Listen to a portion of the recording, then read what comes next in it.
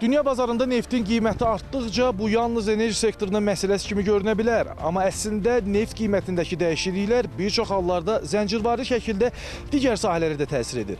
Məsələn, yanacağın qiyməti dəyişdikdə daşınma xərcləri artır, bu isə bazara gətirilən məhsulların qiymətinə qədər uzanan bir proses yaradır. Bəs bu proses bazarlarda və gündəlik həyatımızda hiss olunurmu? Son aylarda dünya enerji bazarında neftin qiymətində artım müşahidə olunur. Bu artımın əsas səbəbləri arasında geosiyasi gərginliklər, istehsal həcmlərində dəyişiklik və qlobal tələbatın artması göstərilir. Enerji bazarında baş verən bu dəyişikliklər isə bir çox hallarda iqtisadiyyatın digər sahələrinə də təsir edir. Xüsusilə logistika və daşınma xərcləri artdıqda bu bazara gətirilən məhsulların qiymətində də özünü göstərə bilir. Azərbaycan enerji ixrac edən ölkə kimi bu prosesləri diqqətlə izləyir. Dövlət başçısı çıxışlarında dəfələrlə vurğulayıb ki, enerji bazarında sabit və balanslı qiymətlər həm istehsalçı, həm də istehlakçı ölkələr üçün vacibdir. Xüsusilə indi paylaşa biləcəyimiz digər vacib bir təcrübə enerji təhlükəsizliyidir, hansı ki, hazırda müəyyən dərəcədə pozucu təsir göstərir.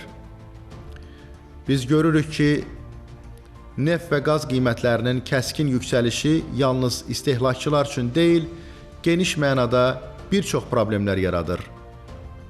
Kimsə düşünürsə ki, bu tarazlaşdırılmamış qiymət neft istehsalçıları və ixracatçıları üçün faydalıdır.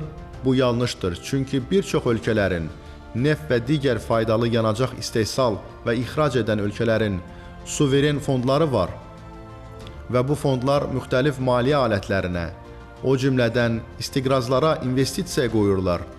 Birjalar çökdükdə isə bu ölkələr yüksək neft qiymətindən qazandıqlarından daha çox itkiyə məruz qalırlar. Buna görə də biz OPEC Plus formatının məsuliyyətli üzvü olaraq tarazlı və proqnozlaşdırıla bilən neft qiymətinin tərəfdarıyıq.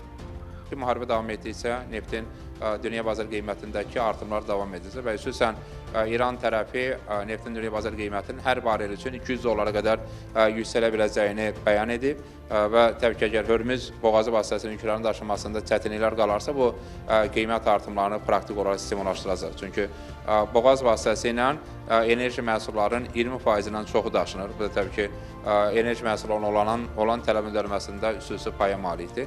Azərbaycan neft hasil edən və ixrac edən ölkədir və təbii ki, Cənab Prezidentin qeyd etdiyi kimi Azərbaycan neft bazarında stabillikdə və eləcə də stabil qiymətlərdən maraqlıdır. Amma təbii ki, xüsusən nəzərə alsaq ki, Azərbaycan regionda sülhə və sülh gündəliyinə xüsusi töhfə verir, əməkdaşlıqda maraqlıdır və sözsüz neft bazarında da stabil qiymətlər Azərbaycan iqtisadi maraqlarına uyğundur. Mütəxəssislər bildirir ki, enerji bazarında qiymət dəyişiklikləri bir çox hallarda dərhal hiss olunmasa da, müəyyən müddətdən sonra iqtisadi proseslərdə özünü göstərə bilir. Bu səbəbdən dünya bazarında baş verən enerji dəyişiklikləri ölkələrin iqtisadi siyasətində diqqətlə izlənilən əsas məsələlərdən biri hesab olunur. Beləliklə, dünya bazarında neftin qiymətində baş verən dəyişikliklər təkcə enerji sektorunun məsələsi deyil. Bu proses bəzən daşınma xərclərindən tutmuş, bazardakı məhsulların qiymətinə qədər bir çox sahəyə təsir edə bilir.